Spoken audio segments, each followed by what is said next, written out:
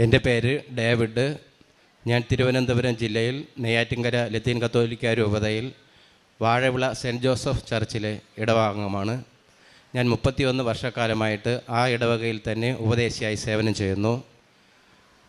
ഞാൻ ഉടമ്പടിയെക്കുറിച്ച് കേൾക്കുന്നത് 2018 ഞാൻ ലത്തീൻ കത്തോലിക്ക രൂപതയിലെ തന്നെ സ്വന്തം രൂപതയിൽ ഞങ്ങളുടെ മാനേജ്മെൻറ്റ് സ്കൂളിൽ ക്ലർക്കായിട്ട് വിരമിച്ച ആളും കൂടിയാണ്. ഞാൻ ക്ലർക്കായിട്ട് പുതിയൊരു സ്കൂളിലേക്ക് സെൻറ്റ് മേരീസ് HSS കമുകോടിലേക്ക് ട്രാൻസ്ഫറായി പോകുമ്പോഴാണ് 2018 അവിടെ വെച്ചാണ് കൃപാസനത്തെക്കുറിച്ചും ഉടമ്പടിയെക്കുറിച്ചും അറിയുന്നത്. അവിടെ കൂടെ ജോലി ചെയ്തുകൊണ്ടിരുന്ന ഒരു ചേച്ചി ഉടമ്പടിയെക്കുറിച്ച് പറയുകയും അവരിവിടെ വരുന്ന കാര്യങ്ങളെക്കുറിച്ച് പറയുകയും ചെയ്തു.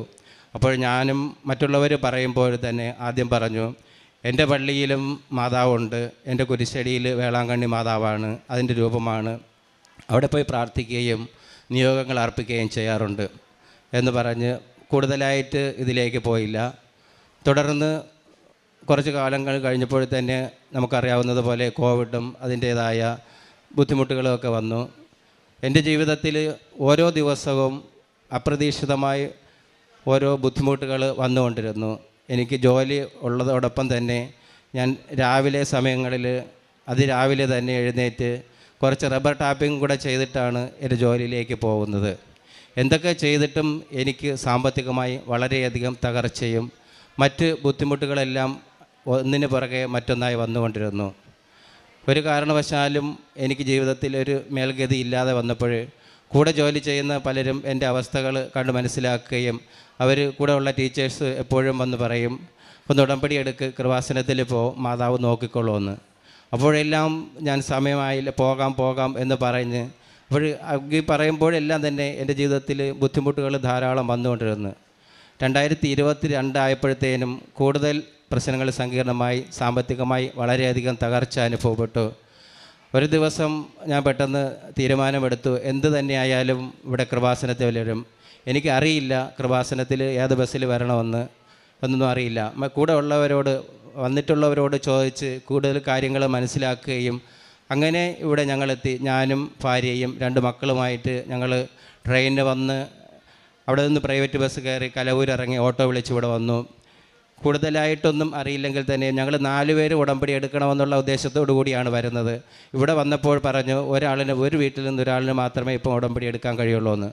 ഞാൻ മറ്റുള്ള ആരെയും നിർബന്ധിച്ചില്ല, ഞാൻ തന്നെ ഉടമ്പടി എടുത്തു. ഉടമ്പടിയിൽ ഞാൻ ആദ്യം എഴുതിയത് എൻ്റെ കണ്ണ്, എൻ്റെ ചെവി, എൻ്റെ നാവ് ഇവയെല്ലാം നിയന്ത്രിച്ച് എനിക്ക് ജീവിത വിശുദ്ധിയിൽ കൂടുതൽ ദൈവത്തിന് 1ാം സ്ഥാനം നൽകി ജീവിക്കണം എന്നുള്ളതായിരുന്നു എൻ്റെ ആദ്യത്തെ നിയോഗം. ആ നിയോഗം എല്ലാം വച്ച് എല്ലാം എഴുതി ഇവിടുത്തെ നിയോഗങ്ങളെല്ലാം സമർപ്പിച്ച് മറ്റു കാര്യങ്ങളും എല്ലാം എഴുതി ഞങ്ങൾ ഇവിടെ നിന്ന് യാത്രയായി. ഒരു കെട്ട് പത്രവും വാങ്ങിക്കൊണ്ട് പോയി. അവിടെ ചെന്ന് ഞങ്ങൾ ഈ പത്രം മറ്റുള്ളവർക്ക് കൊടുത്തു. അപ്പോഴാണ് അറിയുന്നത് ഞങ്ങളെ അടുത്തും കൂടി പറയാത്തെന്ത് എന്ന് പലരും ചോദിച്ചു. അടുത്ത് പോകുമ്പോൾ പറയാമെന്ന് പറഞ്ഞു. ഇനി മറ്റു കാര്യങ്ങളിലേക്ക് ഞാൻ കിടക്കുകയാണ്. എൻ്റെ മകള് ഡിഗ്രി കഴിഞ്ഞ് PGക്ക് വേണ്ടി അഡ്മിഷന് നിൽക്കുകയായിരുന്നു. അവൾ പഠിച്ച സബ്ജക്റ്റ് എല്ലാ കോളേജിലും ഇല്ല.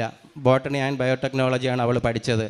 അവൾ തിരക്കിയപ്പോൾ ഇവിടെ അടുത്ത് പാലായിൽ സെൻറ്റ് തോമസ് എന്ന് പറയുന്ന ഒരു കോളേജിൽ അവൾ പഠിച്ച അതുമായിട്ട് തുടർന്ന് PG ചെയ്യാൻ കഴിയും എന്നവൾ മനസ്സിലാക്കി.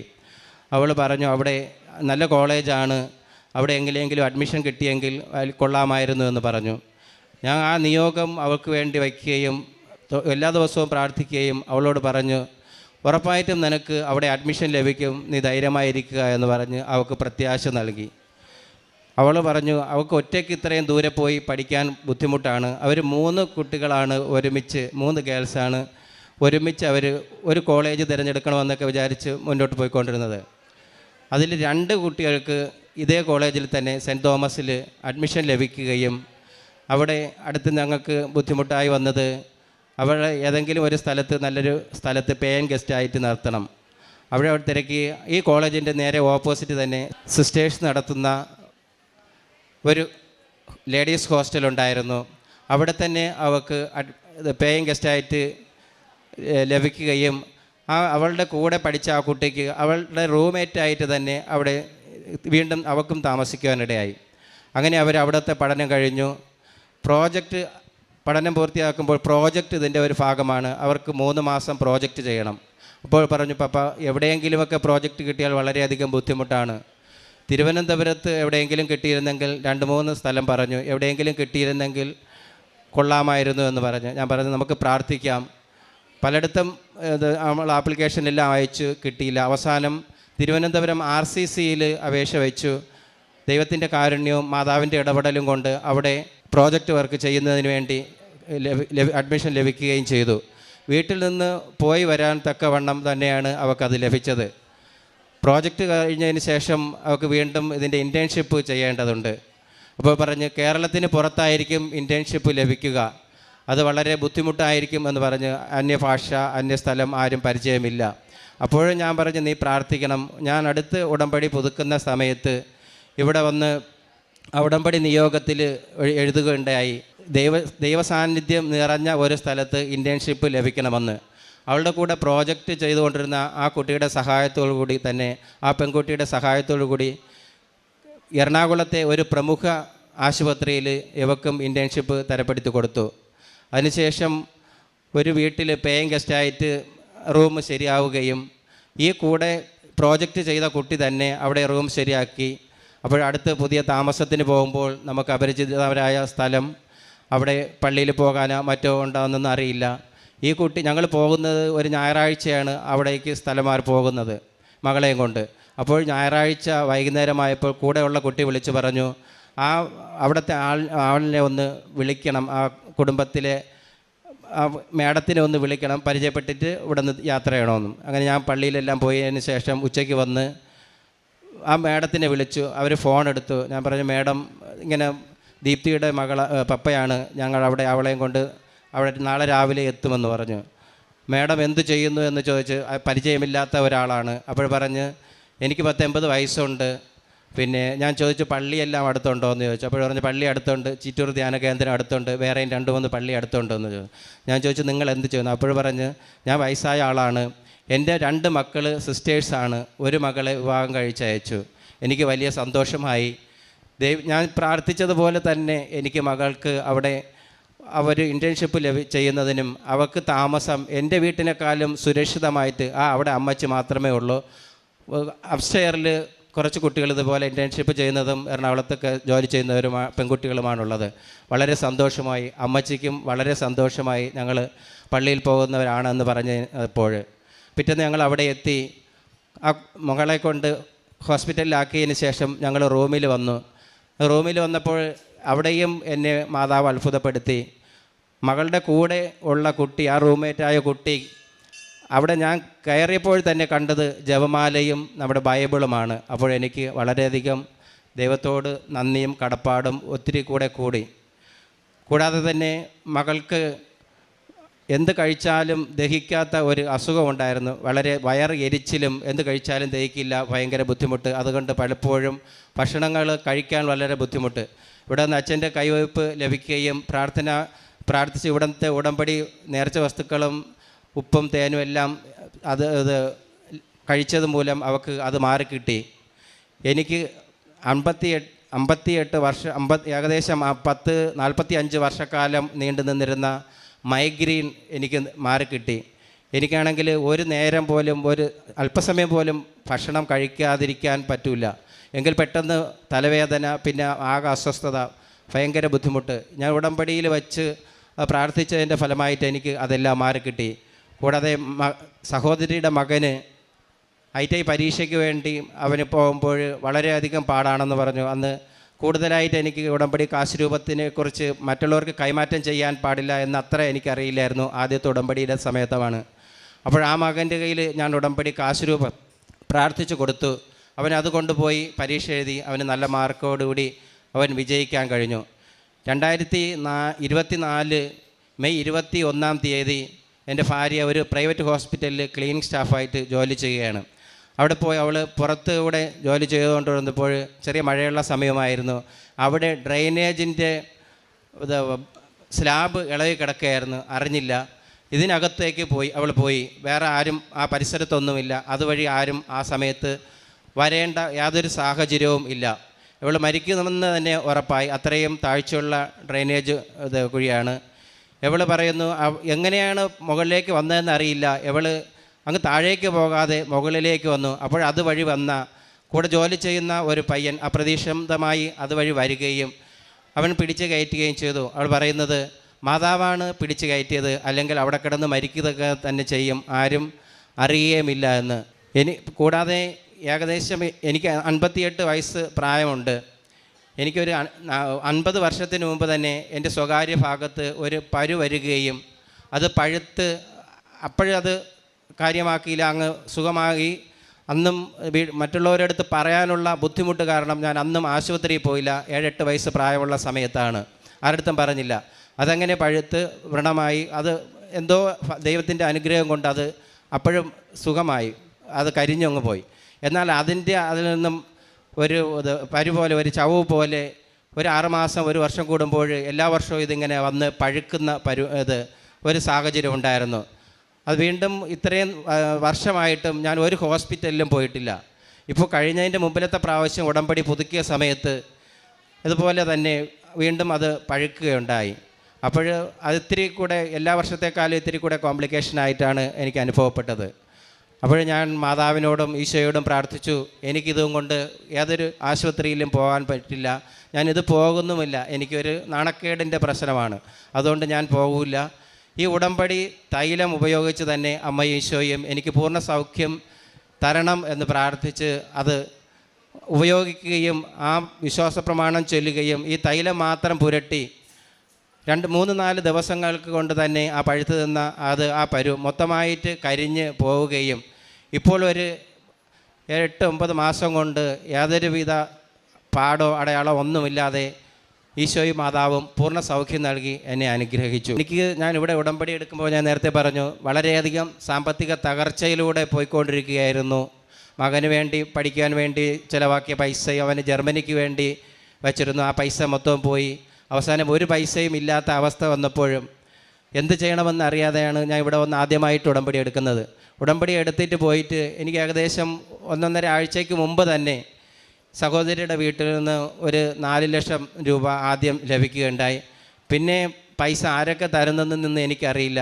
എൻ്റെ അപ്പോഴുള്ള എല്ലാ ബുദ്ധിമുട്ടുകളും, എനിക്ക് സാമ്പത്തിക പ്രതിസന്ധികൾ പെട്ടെന്ന് തന്നെ മാറിക്കിട്ടി. എനിക്കിപ്പോൾ പെൻഷനാണെങ്കിൽ തന്നെയും എനിക്ക് വലിയധികം സാമ്പത്തിക പരാധീനതകളില്ല. വീട്ടിൽ പ്രയാസങ്ങളും പ്രശ്നങ്ങളും ഒക്കെ ഉണ്ട്. എങ്കിൽ തന്നെയും എന്തെങ്കിലുമൊക്കെ കാരണം കൊണ്ട് ആരടുത്ത് ചോദിച്ചാലും എനിക്ക് ആവശ്യത്തിലധികം പൈസ പ്രതീക്ഷിക്കാത്ത സ്ഥലത്ത് നിന്ന് വരും. ഇപ്പോഴും റബ്ബറിൻ്റെ സ്ലോട്ടർ എടുത്ത് വെട്ടുന്ന ഒരു ബിസിനസ്സാണ് എനിക്കുള്ളത്. കൂടെ 1-2 പേര് സഹായിക്കാനുണ്ട്. എന്തെങ്കിലും എത്ര തന്നെ പൈസ ഇല്ലാതെ ഇരിക്കുന്ന അവസരത്തിലും ആര് വഴിയായാലും എനിക്ക് ആവശ്യമുള്ള പൈസ, ചിലപ്പോൾ എന്തിനെങ്കിലും അഡ്വാൻസ് കൊടുക്കുമ്പോൾ, ഏതെങ്കിലും പുതിയ തോട്ടത്തിന് അഡ്വാൻസ് കൊടുക്കുമ്പോൾ 1 രൂപ പോലും കയ്യിൽ ഇല്ലാതെ അഡ്വാൻസ് കൊടുത്താലും ആ പറയുന്ന എഗ്രിമെൻ്റ് ദിവസത്തിനകത്ത് തന്നെ എനിക്ക് ആ പൈസ, എത്ര തവണ പൈസ, അതിൽ അധികമായി എനിക്ക് ഒരു 5000 രൂപയെങ്കിലും എൻ്റെ കയ്യിൽ വരത്തക്ക തരത്തിലുള്ള സാമ്പത്തിക തകർച്ചയിൽ നിന്നും എൻ്റെ സാമ്പത്തിക പുരോഗതിയിലേക്ക് മാതാവും ഈശോയും കൈപിടിച്ച് നടത്തുന്നുണ്ട്. കാരുണ്യ പ്രവർത്തികൾ ഞാൻ ഇവിടെ ഇടയ്ക്കിടയ്ക്ക് വരാറുണ്ട്. ഞാൻ വരുമ്പോഴൊക്കെ തന്നെ പത്രം വാങ്ങിക്കൊടുക്കാറുണ്ട്. ആദ്യം വന്ന ഒരു പ്രാവശ്യം മാത്രമേ എൻ്റെ വീട്ടിൻ്റെ ഭാഗത്ത് പത്രം വിതരണം ചെയ്തിട്ടുള്ളൂ. എൻ്റെ ഭാഗത്ത് നിന്ന് ധാരാളം ആളുകൾ വരുന്നുണ്ട്. അതുകൊണ്ട് അവിടെ ഞാൻ പത്രം കൊടുക്കില്ല. ആശുപത്രിയിലും മറ്റു ഓട്ടോക്കാർക്കും പുതിയ സ്ഥലങ്ങളിലായിരിക്കും ഞാൻ പത്രം കൊടുക്കുന്നത്. പത്രം കൊടുക്കുമ്പോൾ പരിശുദ്ധ അമ്മയെക്കുറിച്ചും കൃപാസനത്തെക്കുറിച്ചും ഉടമ്പടിയെക്കുറിച്ചുമൊക്കെ എനിക്കറിയാവുന്ന തരത്തിൽ ഞാൻ അവർക്ക് പറഞ്ഞ് മനസ്സിലാക്കിയാണ് കൊടുക്കുന്നത്. പിന്നെ വൃദ്ധസദനങ്ങളിൽ പോകാറുണ്ട്. അവിടെയുള്ള അന്തേവാസികളുമായിട്ട് സംസാരിച്ചിരിക്കുകയും പറ്റുന്ന തരത്തിൽ എന്നെക്കൊണ്ട് സഹായങ്ങൾ ചെയ്യുകയും അവർക്ക് ഭക്ഷണ സാധനങ്ങൾ വാങ്ങിക്കൊണ്ട് കൊടുക്കുകയും ഒരു പ്രാവശ്യം ഒരു ഞായറാഴ്ച ഞങ്ങളും കൂടെ ഉള്ള 1-2 പേരുടെയും സഹായത്തോടു കൂടി വീട്ടിൽ വെച്ച് ഭക്ഷണം പാകം ചെയ്ത് കൊണ്ട് കൊടുക്കുകയുണ്ടായി. അല്ലാതെ പലപ്പോഴും വൃദ്ധസദനങ്ങളിലൊക്കെ സദനങ്ങളും ആശുപത്രികളൊക്കെ സന്ദർശിക്കുകയും എന്നാൽ കഴിയുന്ന സഹായം മറ്റു രോഗികൾക്ക് ചെയ്യുകയും ചെയ്യാറുണ്ട്. ഇവിടെ ഞാൻ വന്ന് പിറ്റേ പ്രാവശ്യം മുതൽ ധാരാളം ആളുകളെ എൻ്റെ കൂടെ പുതിയതായിട്ട് കൊണ്ടുവരാറുണ്ട്. ഇപ്പോൾ എല്ലാ 3 മാസത്തിലൊരിക്കലും ഏകദേശം 100-110 ആൾ വച്ച് 2 വലിയ ബസ് നിറച്ച് ഞാനിവിടെ ആളുകളെ കൊണ്ടുവരാറുണ്ട്. അതിൽ നിന്നും കഴിഞ്ഞ ഫെബ്രുവരി 15-നും മാർച്ച് 1-നും ഓരോ 55 പേര് വീതം വന്ന് ഒരു പ്രാവശ്യമായിട്ട് രണ്ടുപേരെയും കൊണ്ടുവരാൻ പറ്റാത്തതുകൊണ്ട് 2 വലിയ ബസ്സും കുറച്ച് ആളുകളല്ലാതെ കാറിലുമായിട്ട് വന്നിട്ടുണ്ട്. ഇന്നും എൻ്റെ കൂടെ എൻ്റെ കാറിൽ 4 പേര് കൂടെ ഉണ്ട്. ഞങ്ങൾ മൊത്തം 5 പേരാണ് വന്നത്. അതിൽ ഈ കൊണ്ടുവരുമ്പോൾ കൂടെ വരുന്നവരിൽ നിന്നും ബസ്സിന് പൈസ വാങ്ങുമ്പോൾ എന്തെങ്കിലും തുച്ഛമായ പൈസ ബാക്കിയുണ്ടെങ്കിൽ എൻ്റെ വീട്ടിൽ നിന്ന് 4 പേര് വന്ന ദിവസങ്ങളുണ്ട്. 4 പേർക്കും എത്ര രൂപയാണ് മറ്റുള്ളവർക്ക് വാങ്ങുന്നത് അതേ രൂപ ഇടുകയും മിച്ചമുള്ള പൈസ അതിൽ നിന്ന് ഒരു ചായക്കുള്ള പൈസ പോലും എടുക്കാതെ അത് കാരുണ്യ പ്രവർത്തികൾക്ക്, ഏതെങ്കിലും രോഗികൾക്കോ അല്ലെങ്കിൽ അനാഥാലയത്തിലോ അങ്ങനെയുള്ള പല ശുശ്രൂഷകൾക്കുമാണ് ഇത് വിനിയോഗിക്കാറുള്ളത്. അത് ചെയ്യുമ്പോൾ പലപ്പോഴും ഇടവകയിൽ നിന്ന് തന്നെ വിമർശനം ഉണ്ടായിട്ടുണ്ട്. ഞാൻ വൈദികൻ്റെ അടുത്തും വിഷമം പറഞ്ഞു. ഇതിൽ നിന്ന് ഞാൻ വളരെയധികം സമ്പാദിക്കുന്നുവെന്ന് ചിലർ പറഞ്ഞു വരുത്തുന്നു. അത് ഞാൻ അച്ഛനെ ബോധ്യപ്പെടുത്തി. അച്ഛൻ പറഞ്ഞു, ഉപദേശി അതുകൊണ്ടൊന്നും അത് പിന്തിരിയേണ്ട, ഉപദേശി ചെയ്തുകൊണ്ടിരിക്കുന്ന കാര്യങ്ങൾ ഉപദേശിച്ച് മറ്റുള്ളവർക്ക് അറിയാം, അതുകൊണ്ടാണ് ഉപദേശിയോടൊപ്പം ആളുകൾ വരാൻ തയ്യാറാകുന്നതെന്ന് പറഞ്ഞു. ഇത്രയും എല്ലാം അനുഗ്രഹം തന്ന, പിന്നെ കൂടുതലായിട്ട് ബൈബിൾ വായിക്കുകയും സങ്കീർത്തനം, എനിക്ക് എത്ര തന്നെ തിരക്കുണ്ടെങ്കിലും എത്ര നേരത്തെ ഇറങ്ങിയാലും 91 സങ്കീർത്തനം വായിക്കുകയും വിശുദ്ധ ലൂക്കായുടെ സുവിശേഷം 10 17 മുതൽ 20 വാക്യങ്ങൾ വായിക്കുകയും വൈകുന്നേരം 41 സങ്കീർത്തനം വായിക്കുകയും എത്ര താമസിച്ചാലും എത്ര നേരത്തെ ആയാലും ഉടമ്പടി പ്രാർത്ഥനയും പ്രത്യക്ഷീകരണ പ്രാർത്ഥനയും എല്ലാം ചൊല്ലാതെ ഒരു ദിവസവും ഞാൻ ഉടമ്പടി എടുത്തതിന് ശേഷം ഇന്നുവരെയും ഉറങ്ങിയിട്ടില്ല. ഇത്രയും എല്ലാം എൻ്റെ കുടുംബത്തെയും എന്നെയും മാതാവും ഈശോയും അനുഗ്രഹിച്ചതിന് 1000 നന്ദി പറഞ്ഞുകൊണ്ട് നിർത്തുന്നു. ഇനി ഈ മാസം അവസാനിക്കുന്നതിന് മുമ്പേ കുടുംബസമേതം വന്ന് ഒരു വലിയൊരു സാക്ഷ്യം പറയാനുണ്ട്. സിസ്റ്ററിനത് വാക്ക് കൊടുത്തിട്ടാണ് പോകുന്നത്. അതിനുവേണ്ടി ആ സാക്ഷ്യം എത്രയും വേഗം പറയുന്നതിന് വേണ്ടി എല്ലാവരും എനിക്ക് വേണ്ടി, എൻ്റെ കുടുംബത്തിന് വേണ്ടിയും മക്കൾക്ക് വേണ്ടിയും പ്രാർത്ഥിക്കണമെന്നുള്ള അപേക്ഷയോടുകൂടി നിർത്തുന്നു. നന്ദി. സങ്കീർത്തനം 91 14 തിരുവചനം അരുളി ചെയ്യുന്നു: അവൻ സ്നേഹത്തിൽ എന്നോട് ഒട്ടി നിൽക്കുന്നതിനാൽ ഞാൻ അവനെ രക്ഷിക്കും. അവൻ എൻ്റെ നാമം അറിയുന്നത് കൊണ്ട് ഞാൻ അവനെ സംരക്ഷിക്കും. എന്നെ വിളിച്ചപേക്ഷിക്കുമ്പോൾ ഞാൻ അവന് ഉത്തരമരുളും. അവൻ്റെ കഷ്ടതയിൽ ഞാൻ അവനോട് ചേർന്ന് നിൽക്കും. ഡേവിഡ് എന്ന ഈ മകൻ തൻ്റെ ജീവിതത്തെ, അതായത് താനിവിടെ വരുന്നത് തന്നെ ഒത്തിരി താല്പര്യത്തോടെ അല്ല. ആദ്യമേ പലരും പറഞ്ഞിട്ട് അതിലൊന്നും ഒരു താല്പര്യം തോന്നിയില്ല. അതൊക്കെ ഈ മകൻ തന്നെ ഇവിടെ പങ്കുവെച്ചു. എല്ലായിടത്തും മാതാവൊക്കെ ഉള്ളതല്ലേ? അങ്ങനെയുള്ള ചോദ്യങ്ങളുമായിട്ട് മുമ്പോട്ട് പോയ മകൻ തൻ്റെ സാമ്പത്തിക തകർച്ചയുമായി ബന്ധപ്പെട്ട് ഇവിടെ വരുന്നതും ഇവിടെ വന്ന് തൻ്റെ പഞ്ചേന്ദ്രിയങ്ങളെ നിയന്ത്രിക്കുവാനും വിശുദ്ധീകരിക്കുവാനുമാണ് നിയോഗം വയ്ക്കുക. അങ്ങനെ ആ നിയോഗത്തോടെ ഈ മകൻ തൻ്റെ ഉടമ്പടി ജീവിതം ആരംഭിച്ച് ഇന്ന് എത്രമാത്രം തൻ്റെ ശുശ്രൂഷകൾ, പ്രേക്ഷിത പ്രവർത്തനവും കാരുണ്യ പ്രവർത്തനവുമൊക്കെ ചെയ്ത് ദൈവസ്നേഹത്തിൽ വളരുകയും മറ്റുള്ളവരെ കൂടി താൻ അറിഞ്ഞ ദൈവസ്നേഹം മറ്റുള്ളവരോടും കൂടി അറിയണം, ആ ഒരു നിശ്ചയദാർഢ്യത്തോടെ തൻ്റെ പ്രേക്ഷിത പ്രവർത്തനത്തിൻ്റെ ഭാഗമായിട്ട് ഒത്തിരിയേറെ ആളുകളെ ഇവിടെ കൊണ്ടുവരുന്നതിനൊക്കെ ഉള്ള ആ ഒരു എക്സ്ട്രാ എഫേർട്ട് എടുക്കുകയാണ്. അങ്ങനെ തനിക്കും തൻ്റെ കുടുംബത്തിനും വർഷങ്ങളായിട്ടൊക്കെ കിട്ടാതിരുന്ന പല രോഗസൗഖ്യങ്ങൾ, അതുപോലെ തൻ്റെ മകളുടെ വിദ്യാഭ്യാസ മേഖലയിൽ ആ മകളോടൊപ്പം ദൈവം സഞ്ചരിക്കണമെന്നുള്ള ആ ഒരേ ഒരു ആഗ്രഹം, അതിന് സാഹചര്യങ്ങളൊക്കെ മകൾക്ക് ഒരുക്കി കിട്ടുന്നത് അതുപോലെ വൈഫ് പെട്ടെന്നുള്ള ഒരു അപകടത്തിൽ നിന്ന് വൈഫിന് കിട്ടുന്ന സംരക്ഷണം, എല്ലാറ്റിനും നന്ദി പറയുന്ന ഈ മകനോടും കുടുംബത്തോടുമൊപ്പം നാം കേട്ട സങ്കീർത്തനത്തിൽ കേട്ടതുപോലെ അവൻ എന്നോട് ഒട്ടി നിൽക്കുന്നതിനാൽ ഞാൻ അവനെ രക്ഷിക്കും, സഹായിക്കും. 91 സങ്കീർത്തനത്തിൽ സങ്കീർത്തകൻ്റെ ഈ മനോഭാവമാണ് ഉടമ്പടി ജീവിതത്തിൽ ഉടമ്പടി എടുത്തു കഴിഞ്ഞ് നാം ഈശോയോട് ചേർന്ന് ദൈവസ്നേഹത്തിൻ്റെ ഒരു ജീവിതം നയിക്കുമ്പോൾ ദൈവം നമ്മോട് ചേർന്ന് നിൽക്കുകയാണ്. അങ്ങനെ ഒട്ടിച്ചേർന്നുള്ള ഒരു ജീവിതവുമായിട്ട് മുമ്പോട്ട് പോയിട്ട് നമുക്ക് സ്വർഗത്തിലെത്തുവാനായിട്ട് നമ്മെ പ്രാപ്തരാക്കുന്ന നിത്യത തേടിയുള്ള ഒരു ജീവിതമായിട്ട് പിന്നീട് ഉടമ്പടി ജീവിതം പരിണമിക്കുകയാണ്. നമുക്ക് കരങ്ങളടിച്ച് ദൈവത്തെ മഹത്വപ്പെടുത്താം. ഈശോയ്ക്കും അമ്മയ്ക്കും നന്ദി പറയാം.